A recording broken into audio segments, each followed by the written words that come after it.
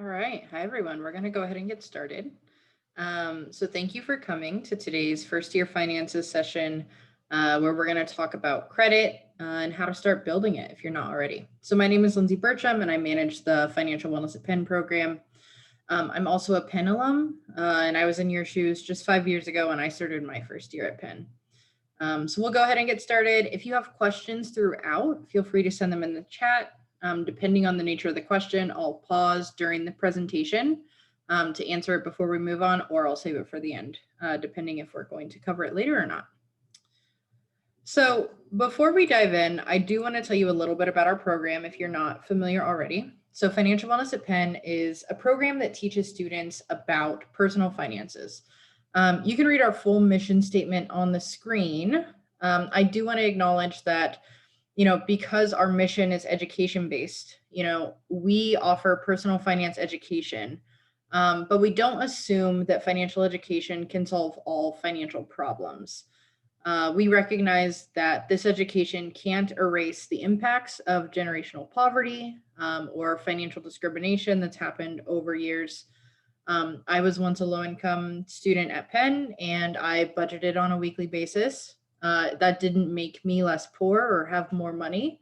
Instead, it allowed me to find ways to manage my money in the best way that I could in that moment. So, our goal really is to empower you to take ownership of your finances with whatever means you have and help you know your options along the way. So, disclaimers aside, let's move on to today's topic. So, we like to start all of our workshops by outlining 3 goals for what we hope to accomplish during our time together today. So, first, we want you to understand credit, why it matters, and how it's represented. Then we'll identify some strategies to build credit if you haven't started already. And then lastly, we'll identify some responsible credit habits that you should strive to follow. So let's start by defining credit. Credit is the general state of your debt behaviors. So when I say credit throughout this presentation, that's what I mean. Credit is what standing you're in as it relates to debt. And your credit is represented in 2 key ways, through credit scores and credit reports. Regardless of which representation you're looking at, credit scores or reports, your credit is used to inform lenders and other individuals and institutions about your trustworthiness or creditworthiness. So think about it this way. In any debt relationship, you are saying to a lender, hey, I want to purchase this thing or spend a certain amount of money right now, but I don't have it by myself. If you can lend it to me, I'll pay you back later and add in a little extra for you, aka interest. Now, let's say you borrow this money, but you don't follow through on your end of the bargain. Now, you've broken this lender's trust because you haven't followed through. So they're now going to let others know that they should be cautious in entering debt agreements with you in the future. Now, obviously, you don't want that. In an ideal situation, a lender would only have positive things to say about their debt relationship with you. So it's really crucial that you follow responsible debt habits in order to maintain the sort of reputation that you hold as it relates to credit. And this is important because debt can be a crucial part of life. Unless you're loaded and have hundreds of thousands of dollars in savings, you'll probably need to use debt at some point in your life, whether you're using it already now to pay for part of your education or planning to use debt later to purchase a car or a home. Yeah, you're going to use debt. Pretty much everyone uses debt in some way, shape, or form. Additionally, your credit is not just reviewed by potential lenders. Your credit may also be reviewed by potential landlords if you are applying for an apartment, or also employers if you're seeking out a full-time job after graduation. Again, these people want to get a sense of your trustworthiness. So do you follow through? Obviously your credit represents, do you follow through with debt? But it can be a way of assessing your general character. So reviewing your credit can be a quick way to find out if you are someone who follows through. I also want to highlight that building credit is not just relevant for students from the United States and can be relevant for international students as well. If you plan to pursue any of the opportunities listed above in the United States, so taking on any form of debt, looking for an apartment, so if you ever want to live off campus while you're a student, or pursuing a job full-time in the United States after you graduate, you will need some sort of credit to show, likely. If you don't plan to pursue those opportunities here, it may not be completely necessary, but if you do plan to try to build credit, keep in mind you will likely need a social security number in order to build credit. There are very few options that don't require that. And you'll also need to demonstrate that you have some form of steady income. So just keep that in mind if you're an international student considering that. Moving on, let's talk about the ways in which credit is represented. So the primary way in which we discuss credit is in terms of credit scores. Now, a credit score is a 3-digit number. It's a numerical representation of your creditworthiness, and it ranges from 300 to 850. Now, there's a list on the screen of the main factors that affect your credit score, and they're all weighted differently. And we'll talk a little bit about this later on, but the way in which they're weighted depends on what scoring model is being used. But we're going to talk about each of these factors really briefly. So the first is payment history. So do you pay your bills on time? Do you pay at least the minimum that's owed to the lender? Paying more is even better because that means you're going to accrue less interest if you don't carry a balance. But all your credit score really cares about is, do you pay the minimum? Do you pay it on time? Credit utilization is another factor. So this is how much of the credit you are using out of the total available to you.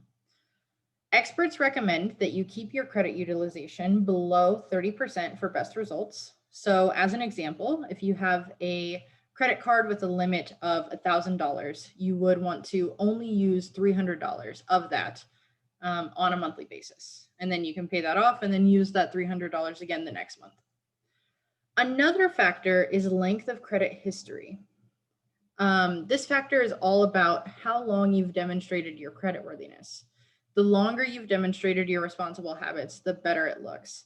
I also want to highlight that if you have multiple credit accounts, your length of credit history is going to be an average of the age of each account.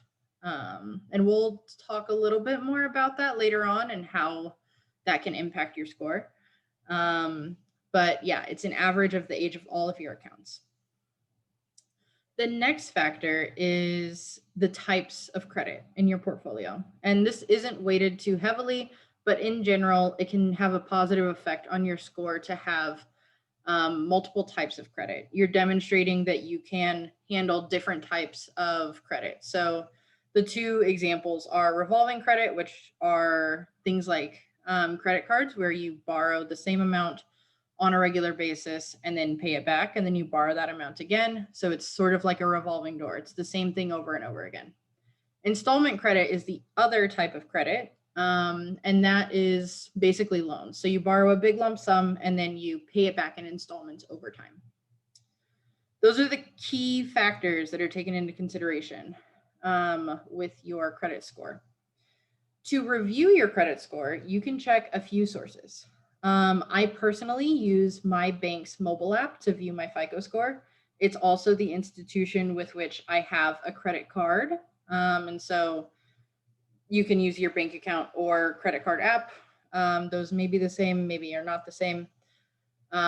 You can also use resources like Credit Karma or NerdWallet to check your credit score. Just make sure you're okay with how they use your data before you dive in. I know plenty of people who use those resources and don't mind it at all. I know other people who are really protective about their data, and so they don't want to engage with apps like that. With any resource you use related to some sort of financial program, I guess, you want to be aware of how they use your data before you use it and how they benefit from your use. And then if you take a look at the graphic on the right, you can see a scale of how credit scores are viewed. So generally speaking, anything above a 700 is pretty good. A lot of people aim for scores above 800. And we're going to talk briefly about why that doesn't matter all that much. But as you review your credit score in the future, keep in mind this graphic. And this is sort of how you want to conceptualize whether you think you're doing well with your credit or not. So like I just said, a lot of people aim for scores above 800, but we'll talk briefly about why that doesn't matter that much. So it is 100% completely true that the higher your credit score, the better borrowing options you have. You're likely going to get better interest rates, better terms, you might have lower fees. However, again, once you're above 700, those things won't be drastically different than having a score above 800. It's not really going to improve things for you all that much compared to having something in the like 750 range. So let's talk about why it doesn't make things that different. Think about it this way. Your credit score is an indicator that you can take on more debt than you currently have, and you can handle it responsibly based on your prior experience with debt.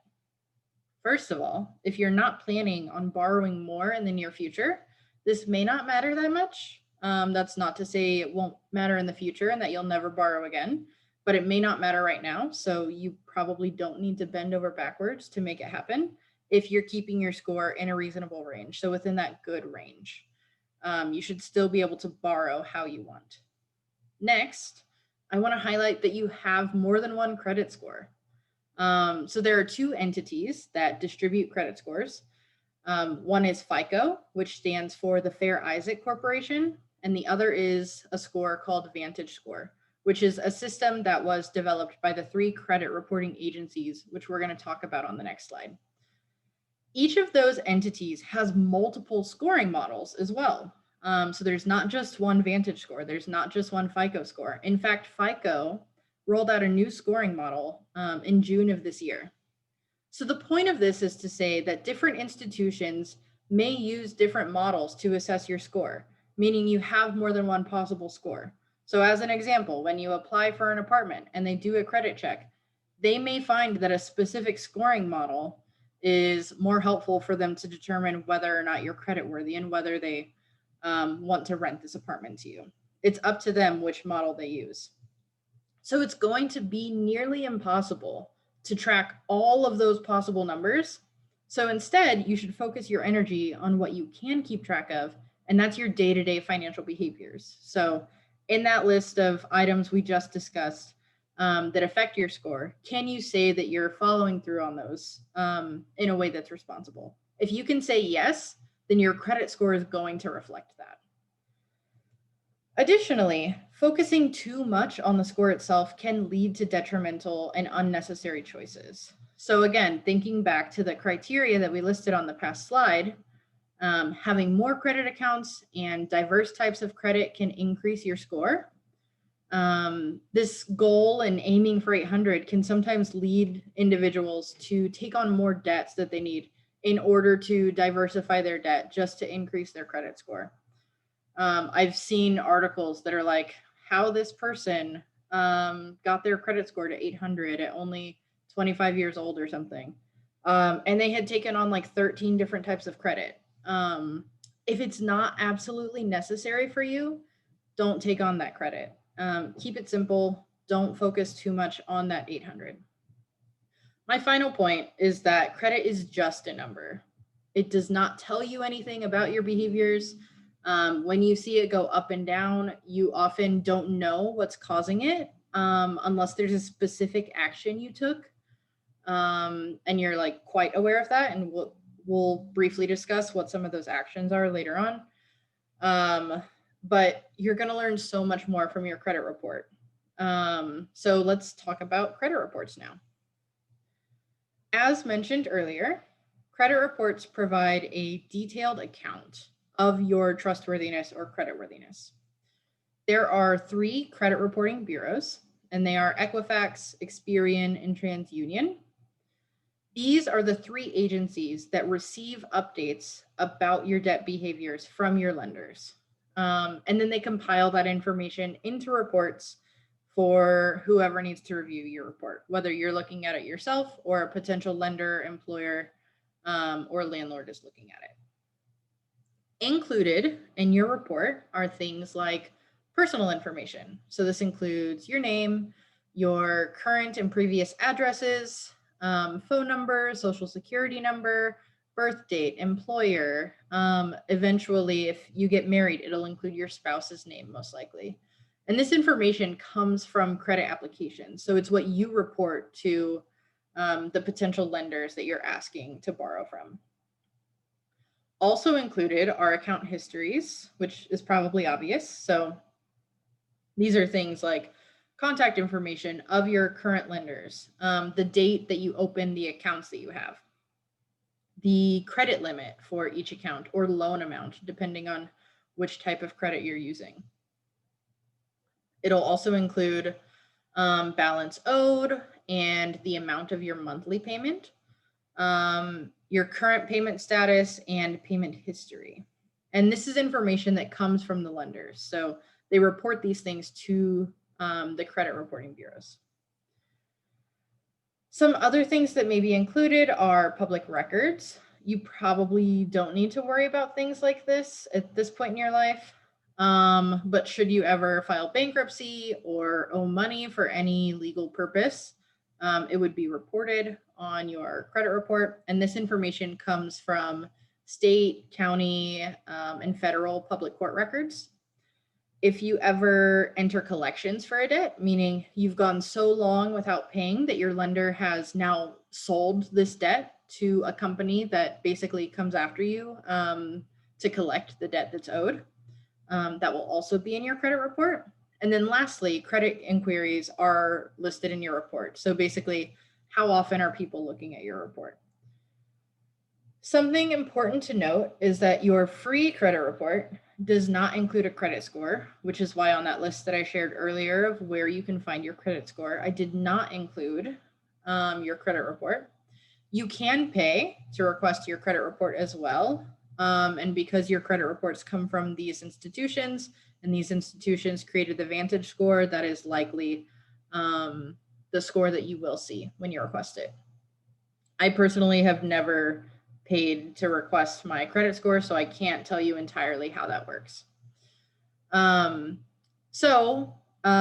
terms of requesting your report, you can request one free credit report from each of the 3 bureaus each year, meaning you can receive 3 credit reports each year, one from each.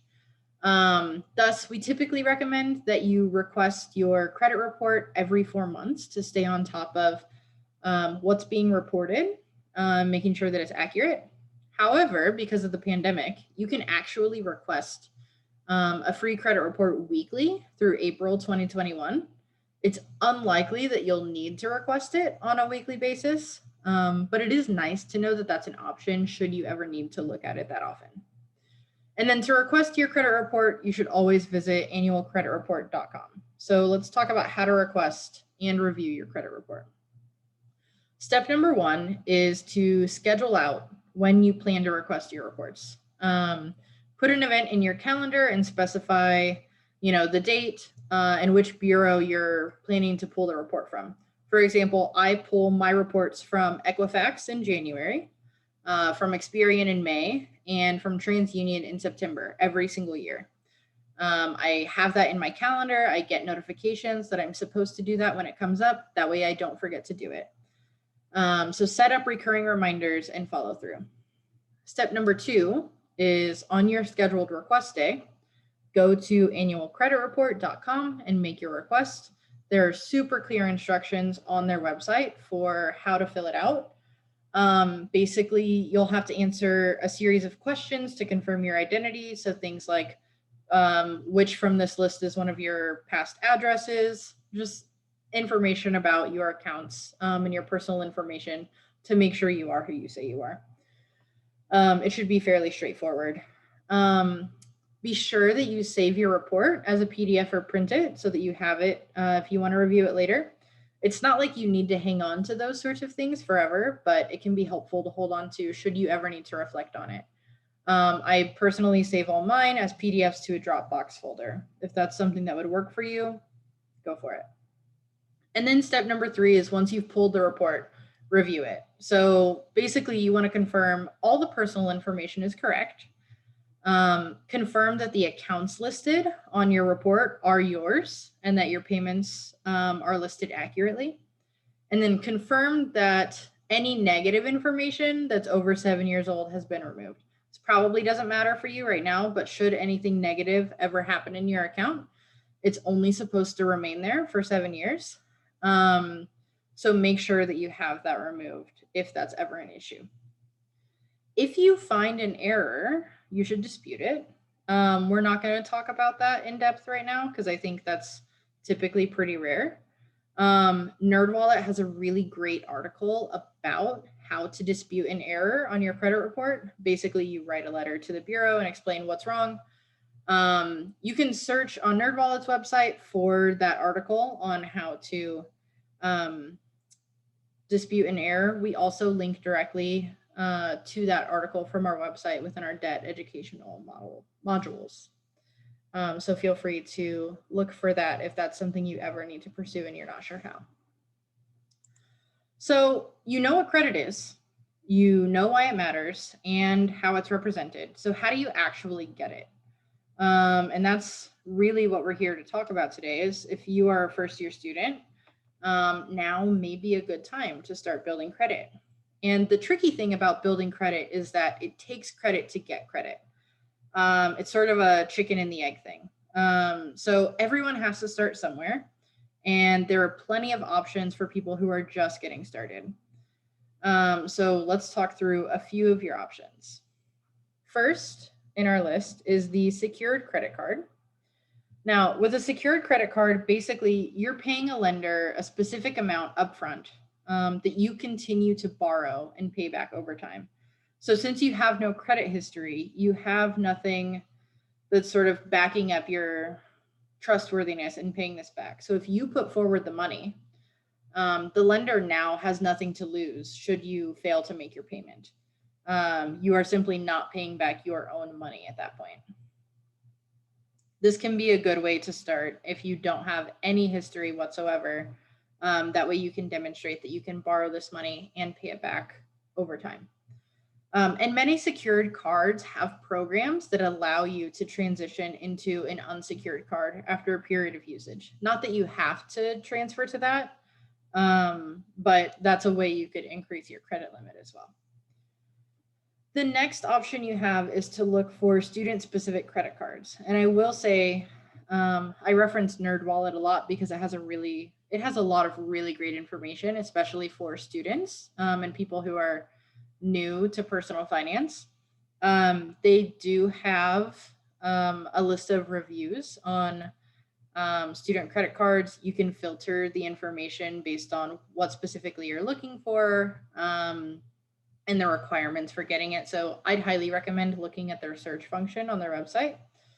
But to the point, lenders know that young people have to start building credit at some point. So many companies have designed cards that are specifically intended to help students build credit while in school.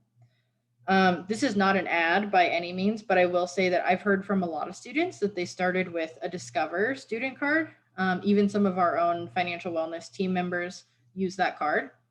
I personally started with a card from my bank, which is Bank of America, and I still use it. And we'll talk about why a little later. This can be a good option if you want to start with a traditional credit card, not a secured one. So yeah, feel free to look at NerdWallet's list of student credit cards. Your bank may offer an option, especially if you've been a member of that bank for a while. They may already feel that they trust you even without that credit experience, which is likely what happened in my case. The last option that we're going to talk about today for building credit is becoming an authorized user. Now, an authorized user is a person that you indicate as an individual who is able to use your credit. Then any usage of that credit helps both the owner of the credit account and the authorized user in terms of their credit reporting. So if you have someone you trust to maintain good credit, you could become an authorized user on their account if both parties are comfortable with it. I'm not endorsing this by any means because it requires a lot of trust. I know in some situations, parents might add their children as authorized users if they want to sort of set them up for success when it comes to credit. But you should always approach this option with caution because you want to make sure this is an individual who has steady income, can handle the credit they're taking on, etc. But we want to provide you with all your options. So yeah, you can consider that as one. So those are the potential ways to start building credit. Now, once you start, how should you manage it for best results? First of all, before you take on a debt, you want to make sure you actually need it and can handle it. Does it fit in your budget? You need a stable income and probably some sort of limitation or boundary for yourself and how you'll use the card. So set your expectations ahead of time before you even have the card. When I first got a credit card, I was a sophomore at Penn and I used it for groceries only. I paid the balance in full every month. And even to this day, I mostly use my credit card for groceries, partially because of cashback benefits. But also it's just a way to maintain my behaviors in a way. And I save other types of spending for my checking account, right? So completely up to you how you approach it. But definitely make sure you have some sort of stable income and expectations for how you plan to use your credit. That brings me to my next point, which is pay your debts on time. Always pay at least the minimum, which I know we said earlier, but pay more when you can to avoid accruing interest. This is especially important with credit cards, which tend to have much larger interest rates than things like loans. That's not to say you have to always pay more. I know plenty of people who are comfortable with carrying a balance across months and taking on that interest because paying that extra amount allows them to spread the cost out over time and they're comfortable with that. Many people are really sticklers about saving money and will suggest you should always, always, always pay your full balance every month. I'm not going to tell you have to do that. That's personally how I handle it, unless I'm in a situation in which I can't. But yeah, at the very, very least, pay the minimum and pay it on time. That should not be negotiable. Next, like we talked about earlier, you want to keep your credit utilization below 30%. So basically, what I'm saying is you should keep track of how much you're using.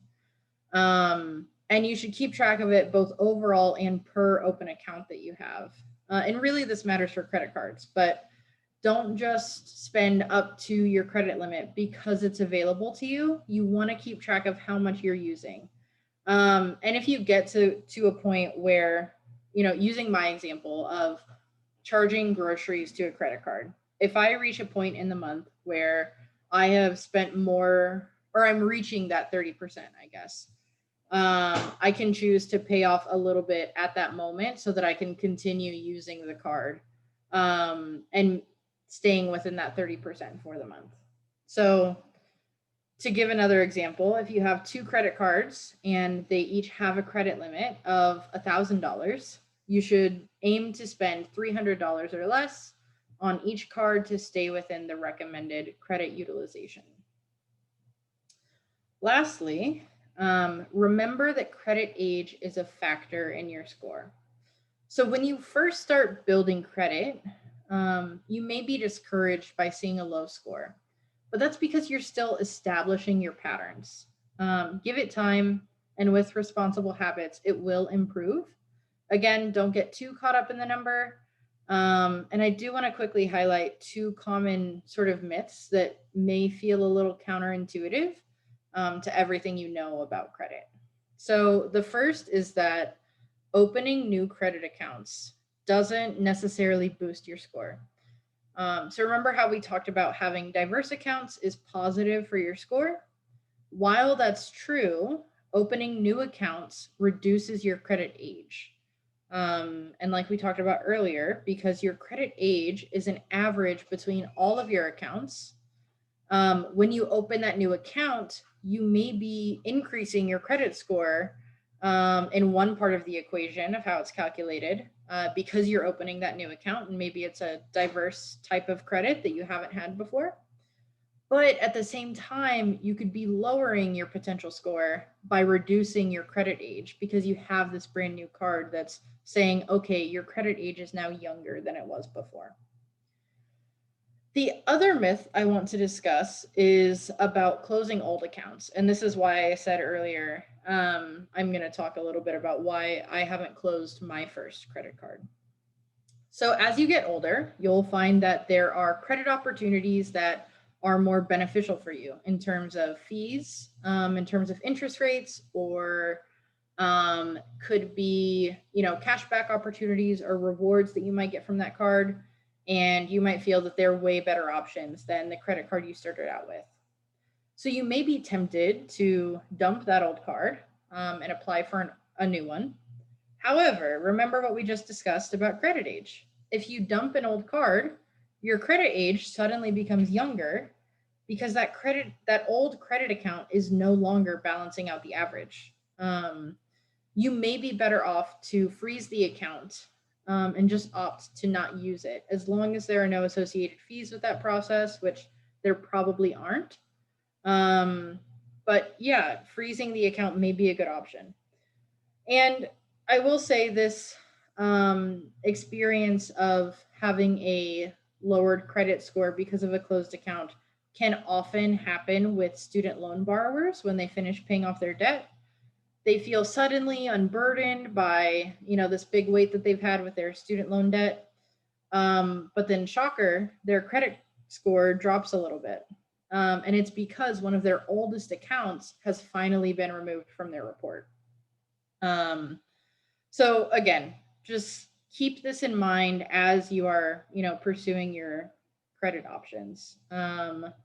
Always try to follow these responsible debt habits. And you should be set up for success. So that's really the overview of how to build credit, how to manage your credit. At this point, we'll take any questions. I see we've had one come in already. Maybe I've already answered it. Yeah, good question, Alexis. So yeah, please send any questions you have in the chat and I am happy to address them. Otherwise, please be sure to fill out the evaluation that's on the screen. We have both a QR code and a short link that you can use. We really value your feedback. And it's crucial for us to adapt these presentations for future audiences. So please just take a moment to fill it out. Tell us what you thought. And lastly, please stay connected with us. We'd love to hear from you more and see you at future events. So, okay, we have a question from David who asks, after we get our first credit card, after how many months should we check our credit score? Really, this is up to you. I mean, as soon as your lender reports your credit payment to the bureaus, you will have a score. So, I mean, I guess as soon as you get it, you can start checking it. Again, I would say the biggest thing to focus on is the credit report, not necessarily the score.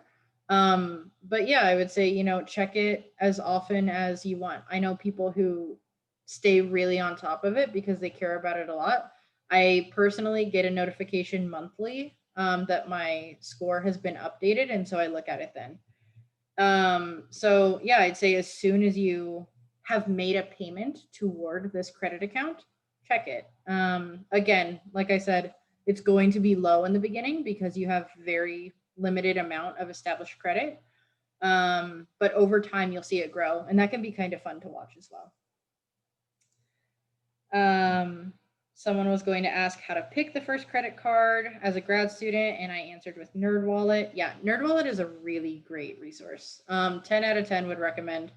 I would obviously recommend our website as well because we've collected a lot of information about personal finance, but NerdWallet is really great. They have a lot of great reviews. I would recommend a lot. Can you check your credit report if you are an authorized user? So if you have any sort of credit history or anything reported to the credit bureaus in your name, you have a credit report. So you should definitely check it. So the answer is simply yes. Is there any amount that's too low to spend on a card? Like, is it fine if you're just below the utilization rate? Yeah. I mean, the thing is, you don't want to go over the utilization rate. You want to demonstrate that you are capable of using credit and using it responsibly and paying it back. But typically there won't be penalties for not using credit that's available to you. That just means it probably won't increase your score per se. Because you're not demonstrating that trustworthiness. What is your website? I can send a link. I believe this short link will work. Let me know if that works. If not, you can navigate to our website through the SRFS website, which is this. It should actually, I don't know if I have the backslash correct, but the SRFS website, you can easily navigate to our website from there. That worked. Okay, great. Thank you for letting me know. Alexis asks, how often should you use a card in order to keep it open? Monthly, quarterly? So this is going to depend on your specific card. So I briefly talked about you can freeze a credit card, which basically means you are telling the lender that you're not going to use it for a period of time. That can also be a method to help prevent fraud.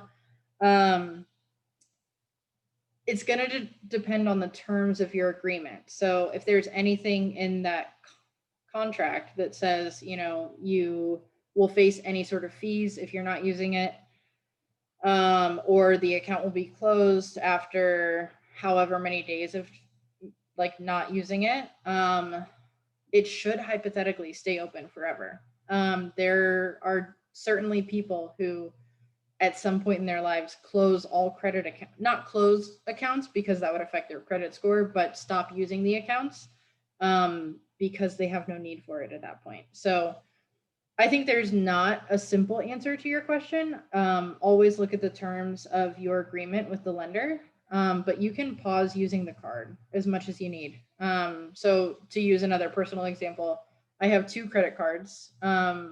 The first one has really great rewards and cashback opportunities.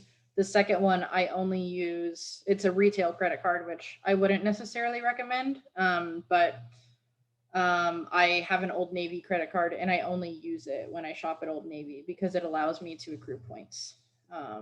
So I use that maybe once every few months and I have seen no negative effects of that so far. Any other questions that I can answer?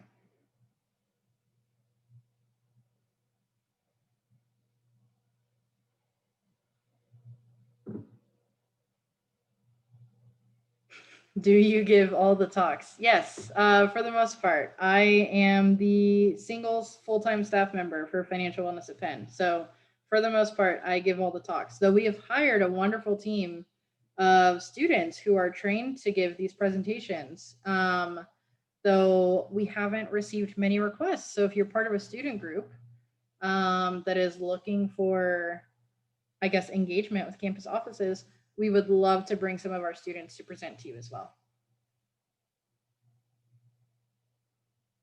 Great. Well, if no one else has other questions, thanks again for coming, and please, please, please fill out the evaluation. If you have additional questions that you don't want to ask in a public forum, our email address is on the screen and you can reach out to us through there or through social media. We would love to talk to you one-on-one about how we can help you with your personal finances. So thanks and have a great night. Thank you.